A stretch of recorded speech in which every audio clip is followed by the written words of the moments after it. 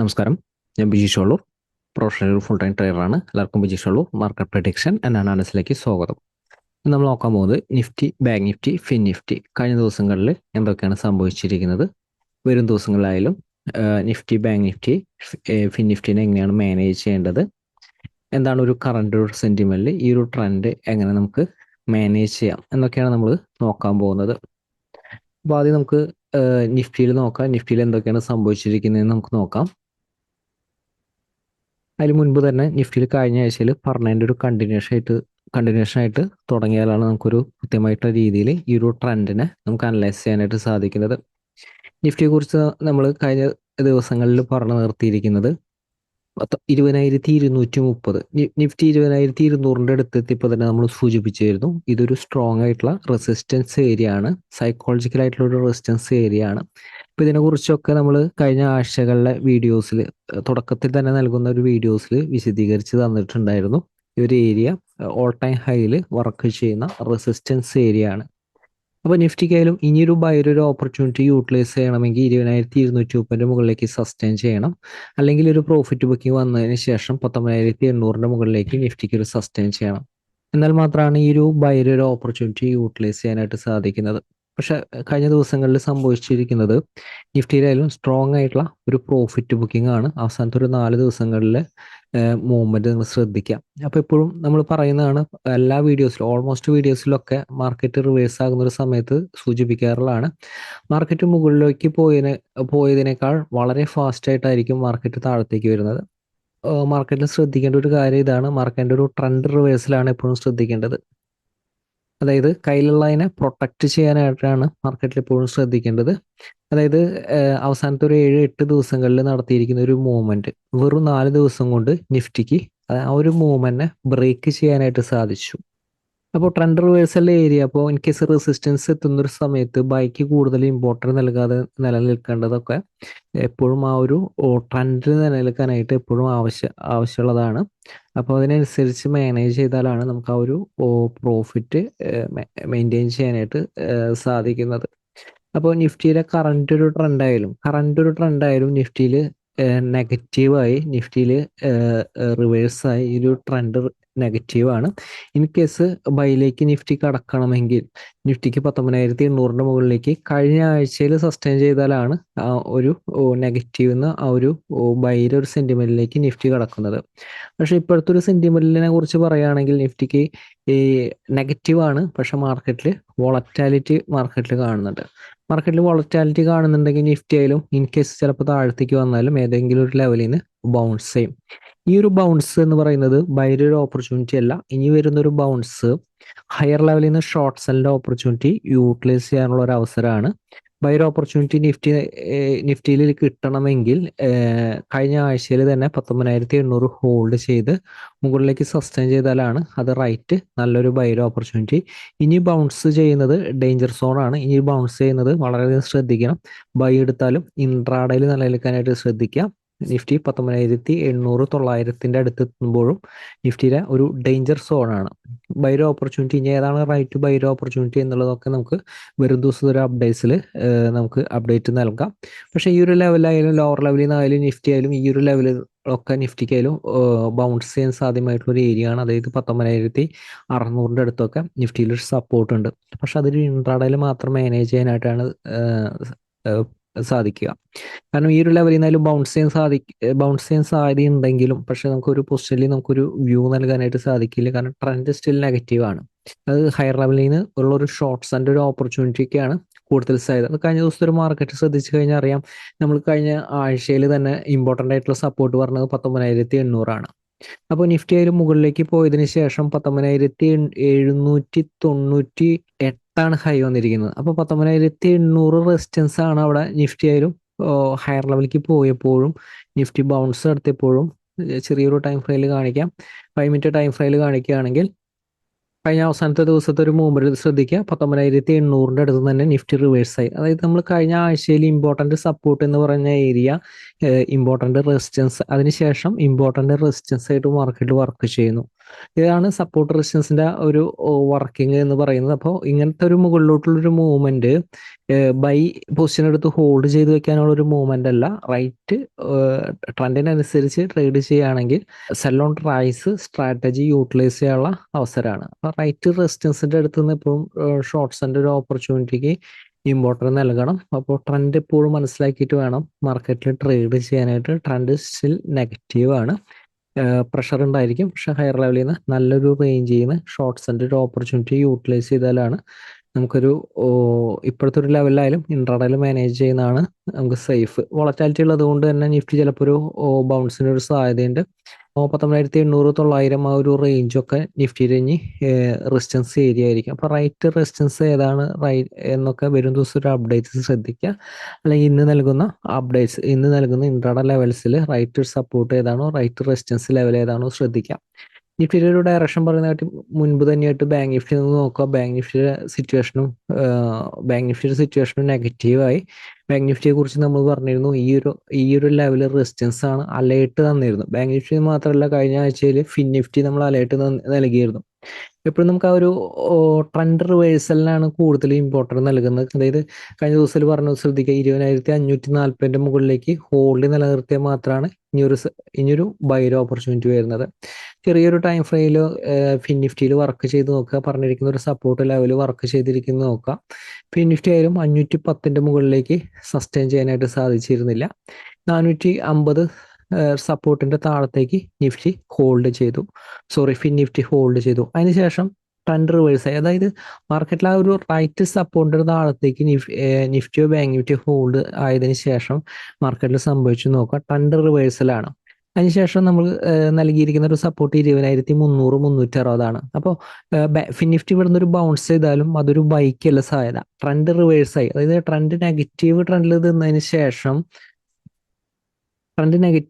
നിന്നതിന് ശേഷം പിന്നെ വരുന്നത് റെസിസ്റ്റൻസ് ആണ്. അതായത് 20,300 അടുത്ത് തന്നെ ആ ഒരു ഫാള് ആക്റ്റീവായി. അപ്പോൾ എപ്പോഴും സെല്ലിലാണ് ട്രെൻഡ് റിവേഴ്സ് ആയി കഴിഞ്ഞാൽ എപ്പോഴും ആ ഒരു സെല്ലിലാണ് ഇമ്പോർട്ടൻസ് നൽകേണ്ടത്. ഇപ്പോഴത്തെ ഒരു ഫിൻനിഫ്റ്റിയുടെ ഒരു സിറ്റുവേഷൻ ആയാലും നമ്മൾ ഹയർ ലെവലിൽ തന്നെ സൂചിപ്പിച്ചായിരുന്നു ബൈര ഓപ്പർച്യൂണിറ്റി അവോയ്ഡ് ചെയ്യാനായിട്ട്. അപ്പോൾ എപ്പോഴും റൈറ്റ് അനാലിസിസ് എപ്പോഴും മാർക്കറ്റിലെ കറക്റ്റ് ഒരു ട്രെൻഡിൽ നിലനിർത്താനായിട്ട് സാധിക്കും. ഇപ്പോൾ ഫിൻനിഫ്റ്റിയുടെ ഒരു സിറ്റുവേഷൻ ഫിൻനിഫ്റ്റിയിൽ നോക്കിയായാലും ഫിൻനിഫ്റ്റി ലോങ് ടൈമിലേക്ക് റിവേഴ്സ് ആയിട്ടുണ്ടെങ്കിലും ഈ ഒരു ഏരിയ ചിലപ്പോൾ ഒരു സപ്പോർട്ടായിട്ട് നിലനിൽക്കാൻ സാധ്യമായിട്ടുള്ള ഒരു ഏരിയയാണ്. അതുകൊണ്ട് തന്നെ ഈ ഒരു ലെവലിൽ ഇൻട്രാഡേ മാനേജ് ചെയ്യുന്നതാണ് സേഫ്. ഇപ്പോൾ Nifty bank Nifty FinNifty റിവേഴ്സലാണ്. Volatility ഉള്ളത് കൊണ്ട് ചിലപ്പോൾ ഒരു ബൗൺസ് നടത്തിയേക്കാൻ സാധ്യതയുണ്ട്. അതിനുശേഷം മാർക്കറ്റിൽ പറയാൻ പോകുന്ന സപ്പോർട്ട് റെസിസ്റ്റൻസുകൾ അനുസരിച്ചായിരിക്കും മാർക്കറ്റിന്റെ ഒരു ട്രെൻഡ് വരുന്നത്. അതുപോലെ തന്നെ US മാർക്കറ്റായിട്ടുള്ള നാസ്ഡാക്ക് റിവേഴ്സായി, ട്രെൻഡ് റിവേഴ്സായി. ഇത് ലോങ് ടൈം ട്രെൻഡ് റിവേഴ്സിലാണ്. അപ്പോൾ ലോങ് ടൈം ട്രെൻഡ് റിവേഴ്സിൽ നമ്മൾ പലപ്പോഴും നല്ല ഇൻഡെക്സിലൊക്കെ വരുന്നൊരു സമയത്തായാലും നമ്മളത് സൂചിപ്പിക്കാറുണ്ട്. ലോങ് ടൈം ട്രെൻഡ് റിവേഴ്സിലാണ്. ഇനി ഓരോ ഹയർ ലെവലിലേക്ക് പോകുമ്പോഴും ഷോർട്ട് സെല്ലാണ് കൂടുതൽ ഇമ്പോർട്ടൻസ് നൽകേണ്ടത്. ഞാൻ നാസ്ഡാക്ക് മാർക്കറ്റാണ് പറയുന്നത്, US ഇൻഡെക്സ് മാർക്കറ്റാണ് പറയുന്നത്. അപ്പോൾ പക്ഷേ നിഫ്റ്റിയുടെ ട്രെൻഡ് ഇതുമായിട്ട് വ്യത്യാസമുണ്ട്. ചിലപ്പോൾ ഒരു ബൗൺസിന് ഒരു സാധ്യതയുണ്ട്. അപ്പോൾ ബാങ്ക് നിഫ്റ്റിയുടെ കേസും സെയിം തന്നെയാണ്. നിഫ്റ്റി ബാങ്ക് നിഫ്റ്റി ഫിൻനിഫ്റ്റിയുടെ കേസും സെയിം തന്നെയാണ്. അപ്പോൾ നിഫ്റ്റിയിലായാലും പലരും ചോദിക്കാറുണ്ട് മിഡ് ക്യാപ്പ് ഇപ്പോൾ വലിയ രീതിയിൽ പെർഫോം ചെയ്തിരിക്കുന്ന മിഡ് ക്യാപ്പ് റിവേഴ്സലായിട്ടില്ല. പക്ഷെ നമ്മൾ റിവേഴ്സലായി കഴിഞ്ഞാൽ റിവേഴ്സലാകുന്ന റൈറ്റ് സമയം നമ്മളത് സൂചിപ്പിക്കും. അപ്പോൾ അതുപോലെ തന്നെ നിഫ്റ്റിയിലായാലും IT ഇൻഡെക്സ് നമ്മൾ കഴിഞ്ഞ വർഷം തന്നെ IT ഇൻഡെക്സ് റിവേഴ്സ് ആയപ്പോൾ എക്സാക്റ്റ് ആയിട്ട് നമ്മൾ പ്രൊഡിക്ഷൻ നടത്തിയിട്ടുണ്ട്. ആ ഒരു സമയങ്ങളിലെ വീഡിയോസ് എടുത്ത് നോക്കി കഴിഞ്ഞാൽ അറിയാം. അതായത് IT ഇൻഡെക്സ് വലിയൊരു ഹയർ ലെവലിൽ നിന്ന് തന്നെ അതിൻ്റെ ഒരു റിവേഴ്സൽ എക്സാക്റ്റ് ആയിട്ട് നമ്മളത് ഇട്ടിട്ടുണ്ട്. മാറി നിൽക്കാൻ പറഞ്ഞിട്ട് IT സ്റ്റോക്കിൽ നിന്ന് വിറ്റ് മാറി നിൽക്കാനായിട്ട് ഇട്ടിരുന്നു. അപ്പോൾ എപ്പോഴും റിവേഴ്സലാണ് എപ്പോഴും നമ്മൾ ഫോക്കസ് ചെയ്യേണ്ടത്. നമുക്കത് കയ്യിലുള്ളതിനെ പ്രൊട്ടക്ട് ചെയ്യാനായിട്ട് നമുക്കൊരു റിവേഴ്സൽ എപ്പോഴും അറിഞ്ഞിരിക്കണം. അതിനുശേഷം നോക്കുക, ആ ഒരു ലെവലിൻ്റെ അടുത്തേക്ക് പോലും പിന്നെ എത്തിയിട്ടില്ല. ട്രെൻഡ് ഇപ്പോൾ പോസിറ്റീവിലേക്ക് കടന്നു, പക്ഷേ എന്നിരുന്നാലും ആ ഒരു ഹൈന്ന ഒരു റിവേഴ്സലായപ്പോൾ തന്നെ നമ്മളത് നൽകിയിരുന്നതാണ്. അപ്പോൾ വരും ദിവസങ്ങളായാലും ഇപ്പോൾ നിഫ്റ്റി ബാങ്ക് നിഫ്റ്റി ഫിൻനിഫ്റ്റി ഇതിനൊക്കെ എങ്ങനെ മാനേജ് ചെയ്യാൻ പറ്റും എന്ന് നമുക്ക് നോക്കാം. നിഫ്റ്റിയുടെ ഒരു ലോങ് ടൈം വ്യൂവിൽ നിഫ്റ്റിയുടെ ഒരു ട്രെൻഡ് നമ്മൾ പറഞ്ഞു, ചിലപ്പോൾ ഒരു ബൗൺസിന് സാധ്യതയുണ്ട്. ഈ ഒരു ബൗൺസ് ബൈയുടെ ഒരു ഓപ്പർച്യൂണിറ്റി അല്ല, കയ്യിലുള്ളത് വിറ്റുമാറാനുള്ള ഒരു അവസരമാണ്. 19,800 റെസിസ്റ്റൻസ് ആണ്. 19,800 റെസിസ്റ്റൻസിന്റെ അടുത്ത് തട്ടിയിട്ടാണ് നിഫ്റ്റി അത് റിവേഴ്സലായിരിക്കുന്നത്. കഴിഞ്ഞ ദിവസത്തിൽ റിവേഴ്സലായിരിക്കുന്നത്. പക്ഷെ നിഫ്റ്റിക്കായാലും 19,800 19,930 ഈ ഒരു റേഞ്ചിന്റെ ഇടയിൽ സ്ട്രോങ് ആയിട്ടുള്ള റെസിസ്റ്റൻസ് ഏരിയകളുണ്ട്. അപ്പം അതുകൊണ്ട് പക്ഷെ നമുക്കൊരു ഇൻട്രാഡേയിൽ ഈ ഒരു ഏരിയയിൽ മാനേജ് ചെയ്യുന്നതാണ് ഏറ്റവും ബെറ്റർ. പക്ഷെ ഹയർ ലെവലിലേക്ക് പോകും തോറും നിഫ്റ്റിക്ക് സ്ട്രോങ് ആയിട്ട് റെസിസ്റ്റൻസുകളുണ്ട്. ഷോർട്ട് സെല്ലിന്റെ ഓപ്പർച്യൂണിറ്റിക്കാണ് കൂടുതൽ സാധ്യത. ഹയർ ലെവലിലേക്ക് കൂടുതൽ ഷോർട്ട് സെല്ലിന്റെ ഒരു ഓപ്പർച്യൂണിറ്റിക്കാണ് കൂടുതൽ സാധ്യത. അതായത് എക്സാക്റ്റ് ആയിട്ടുള്ള സപ്പോർട്ട് റെസിസ്റ്റൻസ് അനുസരിച്ച് വർക്ക് ചെയ്ത എക്സാക്റ്റ് ആയിട്ട് നിൽക്കുക ആ ഒരു ട്രെൻഡിൽ നിലനിൽക്കാനായിട്ട് സാധിക്കും. കഴിഞ്ഞ ദിവസം ഒരു മാർക്കറ്റിലായാലും നമ്മൾ സപ്പോർട്ട് നൽകിയിരുന്നു അതായത് 19,760 മുകളിലേക്ക് സസ്റ്റൈൻ ചെയ്ത ഒരു ബൈ സെന്റിമെന്റിലാണ്. പക്ഷെ അത് 19,800 ആയപ്പോഴേക്കും അത് റിവേഴ്സ് ആയിരുന്നു. അതുപോലെ തന്നെ 19,960 താഴത്തേക്ക് നിഫ്റ്റി സസ്റ്റൈൻ ചെയ്തപ്പോൾ അതൊരു ഷോർട്ട്സ് ആൻഡ് ഓപ്പർച്യൂണിറ്റിയിലാണ് മാർക്കറ്റ് നിലനിർത്തിയിരുന്നത്. അതുപോലെ തന്നെ നമ്മൾ കഴിഞ്ഞ ദിവസം ഒരു അപ്ഡേറ്റ്സിൽ 19,640 സപ്പോർട്ട് നൽകിയിരുന്നെങ്കിലും 19,660 അടുത്ത് തന്നെ നിഫ്റ്റി ഒരു ബൗൺസ് ചെയ്തു. പക്ഷെ 19,730 മുകളിലേക്ക് സസ്റ്റൈൻ ചെയ്തു. 730 മുകളിലേക്ക് സസ്റ്റൈൻ ചെയ്ത ബൈ സെന്റിമെന്റിലാണ് ഓപ്പണിംഗിൽ തന്നെ 730 സപ്പോർട്ട് ഹോൾഡ് ചെയ്തിട്ടാണ് നിന്നിരുന്നത്. അതിൻ്റെ ഒരു താഴത്തേക്കാണ് സെൽ ട്രെൻഡ്. അതിനുശേഷം ഇതൊരു വീണ്ടും ബൈയുടെ ഓപ്പർച്യൂണിറ്റിയാണ്. 730 760 റേഞ്ച് റെസിസ്റ്റൻസിന്റെ മുകളിലേക്ക് ബൗൺസ് ചെയ്തതിന് ശേഷം റേഞ്ച് സപ്പോർട്ട് ബ്രേക്ക് ചെയ്തപ്പോൾ ആ ഒരു ഫാളും നിഫ്റ്റിയിലായാലും ആക്ട് ചെയ്തു. അപ്പോൾ ഇൻട്രാഡേയിൽ പറയുന്ന ഒരു ലെവൽ അനുസരിച്ച് കൃത്യമായിട്ട് സപ്പോർട്ട് റെസിസ്റ്റൻസ് അനുസരിച്ച് മാനേജ് ചെയ്ത് കഴിഞ്ഞാൽ കൃത്യമായിട്ട് മാനേജ് ചെയ്യാനായിട്ട് സാധിക്കും. സപ്പോർട്ട് റെസിസ്റ്റൻസ് അനുസരിച്ച് എങ്ങനെയാണ് ട്രേഡ് മാനേജ് ചെയ്യേണ്ടതെന്ന് 2-3 വീഡിയോസ് നമ്മൾ അപ്ലോഡ് ചെയ്തിട്ടുണ്ട്. ആ വീഡിയോസൊക്കെ ശ്രദ്ധിക്കുക. ഇപ്പോൾ വരും ദിവസങ്ങളായാലും നിഫ്റ്റിയുടെ ഈ ഒരു കറണ്ട് ട്രെൻഡ് മാനേജ് ചെയ്യാനുള്ള ഒരു സപ്പോർട്ടുകൾ ഏതാണ്, റെസിസ്റ്റൻസ് ഏതാണ്. നിഫ്റ്റിക്കായാലും എപ്പോഴും ശ്രദ്ധിക്കേണ്ടത് റെസിസ്റ്റൻസിന്റെ മുകളിലേക്ക് സസ്റ്റൈൻ ചെയ്ത് നിലനിന്നതിന് ശേഷം മാത്രം നമുക്ക് എപ്പോഴും ബൈയുടെ ഒരു ഓപ്പർച്യൂണിറ്റി യൂട്ടിലൈസ് ചെയ്യുക. ഇപ്പോൾ റെസിസ്റ്റൻസിന്റെ മുകളിൽ നിലനിൽക്കുമ്പോൾ അതിൻ്റെ ഒരു മുകളിൽ സസ്റ്റൈൻ ചെയ്താൽ മാത്രമാണ് ബൈയുടെ ഒരു ഓപ്പർച്യൂണിറ്റി യൂട്ടിലൈസ് ചെയ്യുന്നത്. പക്ഷെ നമ്മൾ ആ ഒരു ബൈയുടെ ഒരു പൊസിഷൻ നമ്മൾ എപ്പോഴും നമുക്ക് അടുത്തൊരു റെസിസ്റ്റൻസ് ലെവൽ എത്തുന്ന ഒരു സമയത്ത് എക്സിറ്റ് ചെയ്യാനായിട്ട്, ഇൻ കേസ് ട്രെൻഡ് റിവേഴ്സ് ആണ്, അതുകൊണ്ട് നിർബന്ധമായിട്ടും അടുത്ത റെസിസ്റ്റൻസ് ലെവൽ എത്തുന്ന ഒരു സമയത്ത് തന്നെ, അല്ലെങ്കിൽ ആ ഒരു ലെവലിന്റെ അടുത്ത് തന്നെ റിവേഴ്സ് ആകുമ്പോൾ തന്നെ പൊസിഷൻസ് എക്സിറ്റ് ചെയ്യാനായിട്ട് ശ്രമിക്കുക. ഓക്കെ, ഇപ്പോൾ വരും ദിവസത്തെ ഒരു മൂവ്മെന്റ് ആയാലും നിഫ്റ്റിയുടെ ഈ ഒരു മൂവ്മെന്റ് ആയാലും നമുക്കത് എങ്ങനെ മാനേജ് ചെയ്യാം എന്ന് നമുക്ക് നോക്കാം. അപ്പോൾ നിഫ്റ്റിയിലായാലും കഴിഞ്ഞ ദിവസത്തിൽ നൽകിയിരിക്കുന്ന 19,760 തന്നെ റെസിസ്റ്റൻസ് ആയിട്ട് ആക്ട് ചെയ്യുക. 760 മുകളിലാണ് ഗ്യാപ്പ് അപ്പ് ഓപ്പണിംഗ് ആണെങ്കിൽ ബൈയുടെ ഓപ്പർച്യൂണിറ്റി യൂട്ടിലൈസ് ചെയ്യുക. പക്ഷേ ഹയർ ലെവൽ 800 എത്തുമ്പോഴേക്കും പ്രോഫിറ്റ് ബുക്ക് ചെയ്യാനായിട്ട് ശ്രമിക്കുക. ഇൻ കേസ് ഓപ്പൺ ചെയ്ത് 800 മുകളിലാണെങ്കിൽ ബൈയുടെ ഓപ്പർച്യൂണിറ്റി കിട്ടിയ യൂട്ടിലൈസ് ചെയ്യുക. 900 അടുത്താണ് അടുത്ത റെസിസ്റ്റൻസ് വരുന്നത്. 19,900 അടുത്താണ് റെസിസ്റ്റൻസ് വരുന്നത്. പക്ഷെ 800 താഴത്തേക്ക് സസ്റ്റൈൻ ചെയ്തതാണ് ഷോർട്ട്സ് ആൻഡ് ഒരു ഓപ്പർച്യൂണിറ്റി യൂട്ടിലൈസ് ചെയ്യുന്നത്. In case gap up opening ആണ് 19,760 താഴെയാണെങ്കിൽ റെസിസ്റ്റൻസിന് താഴെയാണ്. അതുകൊണ്ട് തന്നെ ഷോർട്ട് സെല്ലിന് കൂടുതൽ ഇമ്പോർട്ടൻസ് നൽകുക. ചെറിയ ടൈം ഫ്രെയിലോ വലിയ ടൈം ഫ്രെയിലോ ഷോർട്ട് സെല്ലിന്റെ ഒരു ഓപ്പർച്യൂണിറ്റി കിട്ടിക്കഴിഞ്ഞാൽ യൂട്ടിലൈസ് ചെയ്യാവുന്നതാണ്. ലോവർ ലെവലാണെങ്കിൽ നിഫ്റ്റിയുടെ സപ്പോർട്ട് കാണുന്നത് 19,640 ഇൻ കേസ് 600 താഴത്തേക്ക് പോയാലും 600 മുകളിലേക്ക് സസ്റ്റൈൻ ചെയ്യുമ്പോൾ ഷോർട്ട്സിന്റെ പൊസിഷൻ എക്സിറ്റ് ചെയ്യുക. 640 മുകളിലേക്ക് സസ്റ്റൈൻ ചെയ്താൽ ബൈയുടെ ഓപ്പർച്യൂണിറ്റി യൂട്ടിലൈസ് ചെയ്യുക. 640 മുകളിൽ ഇൻ കേസ് ഒരു താഴത്തേക്ക് പോയില്ല, 600 താഴത്തേക്ക് പോയാലും 640 മുകളിലേക്ക് സസ്റ്റൈൻ ചെയ്യുന്നുണ്ടെങ്കിൽ നിഫ്റ്റി ഇൻട്രാഡേയിലും ബൈ സെന്റിമെന്റിലാണ്. ഇൻട്രാഡേയിൽ മാത്രം നിഫ്റ്റിയുടെ പൊസിഷൻ നിഫ്റ്റിയുടെ പൊസിഷൻ മാനേജ് ചെയ്യാനായിട്ട് ശ്രദ്ധിക്കുക. അപ്പോൾ ഇൻ കേസ് നിഫ്റ്റിയിലായാലും ഹയർ ലെവലിലേക്കായാലും ബൈയുടെ ഓപ്പർച്യൂണിറ്റി യൂട്ടിലൈസ് ചെയ്യുന്നത് 19,760 മുകളിലേക്ക് സസ്റ്റൈൻ ചെയ്താലാണ്. കൃത്യം ശ്രദ്ധിക്കുക, 800 മുകളിലേക്ക് നിഫ്റ്റി സസ്റ്റൈൻ ചെയ്താൽ ഇൻട്രാഡേയിൽ മാത്രമായി പൊസിഷൻ മാനേജ് ചെയ്യാനായിട്ട് ശ്രദ്ധിക്കുക. വരും ദിവസങ്ങളിലായാലും എക്സാക്റ്റ് ആയിട്ടുള്ളൊരു ട്രെൻഡ് നൽകുന്നതായിരിക്കും. അതുപോലെ നമുക്കൊരു ബാങ്ക് നിഫ്റ്റി നോക്കാം. ഇത്തരം ലെവലുകൾ ഫോളോ ചെയ്ത് എക്സാക്റ്റ് ആയിട്ടുള്ള ഒരു ട്രെൻഡിൽ നമുക്ക് നിലനിൽക്കാനായിട്ട് സാധിക്കും. ഇപ്പോൾ ഒരു ദിവസമായാലും ഇപ്പോൾ ബാങ്ക് നിഫ്റ്റി എങ്ങനെ മാനേജ് ചെയ്യാൻ പറ്റും നോക്കാം. നമുക്ക് ബാങ്ക് നിഫ്റ്റിയിലും പറഞ്ഞിരിക്കുന്ന ഒരു സപ്പോർട്ട് റെസിസ്റ്റൻസ് ഏരിയയിൽ അല്ലെങ്കിൽ ആദ്യത്തെ ഒരു 15 മിനിറ്റിന് ശേഷം ഏതാണ് ഒരു ട്രെൻഡ് വരുന്ന ആ ഒരു ട്രെൻഡ് ഫോളോ ചെയ്യുക. ബാങ്ക് നിഫ്റ്റിയിലും ഹയർ ലെവലിലേക്ക് റെസിസ്റ്റൻസ് വരുന്നത് 44,820 820 മുകളിലേക്ക് സസ്റ്റെയിൻ ചെയ്താലാണ് ബൈയുടെ ഒരു സെന്റിമെന്റ്.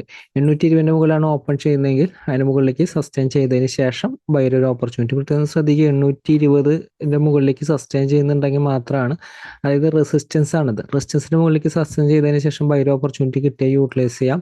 ഹയർ ലെവലിലേക്കായാലും അടുത്ത റെസിസ്റ്റൻസ് കാണുന്നത് 44,960 ഈ ഒരു ലെവലൊക്കെ എത്തുമ്പോഴേക്കും, റെസിസ്റ്റൻസ് ലെവൽ എത്തുമ്പോഴൊക്കെ വളരെയധികം ശ്രദ്ധിക്കണം. അതുപോലെ തന്നെ 45,100, 300 ഈ ഒരു ലെവലൊക്കെ ബാങ്ക് നിഫ്റ്റിയിലെ ഇമ്പോർട്ടൻ്റ് ആയിട്ടുള്ള റെസിസ്റ്റൻസ് ലെവലുകളാണ്. അപ്പോൾ ഇൻ കേസ് ബാങ്ക് നിഫ്റ്റി ആയാലും ലോവർ ലെവലിൽ നിന്നായാലും ചിലപ്പോൾ ഒരു ബൗൺസ് ചെയ്തേക്കും. ബൗൺസ് ചെയ്യാൻ സാധ്യമായിട്ടുള്ള ഒരു സപ്പോർട്ടാണ് 44,400, 510, 400 ഹോൾഡ് ചെയ്തുകൊണ്ട് 510 മുകളിലേക്ക് സസ്റ്റെയിൻ ചെയ്താൽ മാത്രമാണ് ആ ഒരു ബൈയുടെ ഒരു സെന്റിമെന്റിൽ യൂട്ടിലൈസ് ചെയ്യേണ്ടത്. അപ്പോൾ ബാങ്ക് നിഫ്റ്റിയിലും ഇത്ര ലെവലുകൾ അനുസരിച്ച് ഇൻ കേസ് ഷോർട്ട്സിൻ്റെ ഒരു ഓപ്പർച്യൂണിറ്റി ഈ ഒരു ലെവൽ വന്നാലും ഈ ഒരു സപ്പോർട്ടിൻ്റെ അടുത്ത് നിൽക്കുമ്പോൾ അഗ്രസീവ് ആയിട്ടുള്ള ഷോർട്ട്സിൻ്റെ ഒരു ഓപ്പർച്യൂണിറ്റിക്ക് ഇമ്പോർട്ടൻ്റ് കൊടുക്കാതിരിക്കുക. ഇൻട്രാഡേ ലെവലിൽ മാത്രമായിട്ട് മാനേജ് ചെയ്യാനായിട്ട് ശ്രമിക്കുക. അടുത്ത റൈറ്റ് ഓപ്പർച്യൂണിറ്റി കിട്ടുമ്പോൾ, അടുത്ത right opportunity in case higher ലെവലിൽ നല്ലൊരു റെസിസ്റ്റൻസിൻ്റെ അടുത്ത് നിന്നുള്ള ഒരു ഓപ്പർച്യൂണിറ്റിക്കാണ്. അതായത് 44,900, അടുത്തേക്ക് ചിലപ്പോൾ ഒരു ബൗൺസ് ചെയ്ത് കഴിഞ്ഞാൽ 45,100, 300 ആ റേഞ്ചിൻ്റെ അടുത്തൊക്കെ ബാങ്ക് നിഫ്റ്റിക്ക് ഒരു ഹയർ ലെവലിലേക്ക് സ്ട്രോങ് ആയിട്ടുള്ള റെസിസ്റ്റൻസ് ലെവലുകളാണ് വരുന്നത്. അപ്പോൾ ആ ഒരു ലെവലിൻ്റെ അടുത്തുനിന്നാണ് ബാങ്ക് നിഫ്റ്റിക്ക് ആയാലും ഇനി ഒരു സേഫ് ആയിട്ടുള്ള ഷോർട്ട്സിൻ്റെ ഒരു ഓപ്പർച്യൂണിറ്റി ഹയർ ലെവലിലേക്കൊക്കെ യൂട്ടിലൈസ് ചെയ്യേണ്ടത്. ബാക്കിയുള്ള പറയുന്ന ലെവലുകളൊക്കെ നമുക്ക് ഇൻട്രാഡേയിൽ മാനേജ് ചെയ്യാനായിട്ട് ശ്രദ്ധിക്കുക. ഇപ്പോൾ ഫിൻനിഫ്റ്റി ആയാലും കഴിഞ്ഞ കഴിഞ്ഞ ആഴ്ചയിൽ പറഞ്ഞിരിക്കുന്ന ഇമ്പോർട്ടൻ്റ് സപ്പോർട്ട് ശ്രദ്ധിക്കുക. ഇമ്പോർട്ടൻ്റ് സപ്പോർട്ട് ബ്രേക്ക് ചെയ്തിട്ടാണ് നിൽക്കുന്നത്. ആ ഒരു റെസിസ്റ്റൻസിൻ്റെ മുകളിലേക്ക് ഇനി സസ്റ്റെയിൻ ചെയ്താൽ മാത്രമാണ് ആ ഒരു ബൈയുടെ ഒരു സെന്റിമെന്റിൽ വരുന്നത്. ഇൻ കേസ് ഫിൻനിഫ്റ്റി ആയാലും ബൗൺസ് ചെയ്താലും ആ ഒരു ലെവലിൻ്റെ അടുത്തുനിന്ന് ഷോർട്ട്സിലേക്ക് കൂടുതൽ ഇമ്പോർട്ടൻ്റ് നൽകാം. അപ്പോൾ ഒരു ദിവസം അപ്ഡേറ്റിനായി വെയിറ്റ് ചെയ്യുക. മാർക്കറ്റിലെ വലിയ അവസരമായിട്ട് നമുക്ക് ഒരു ദിവസം അപ്ഡേറ്റിൽ വീണ്ടും കാണാം. എല്ലാവരെയും വലിയ ഷെയർ കമ്പനികളും പ്രതീക്ഷിക്കുന്നു. എല്ലാവർക്കും നന്ദി.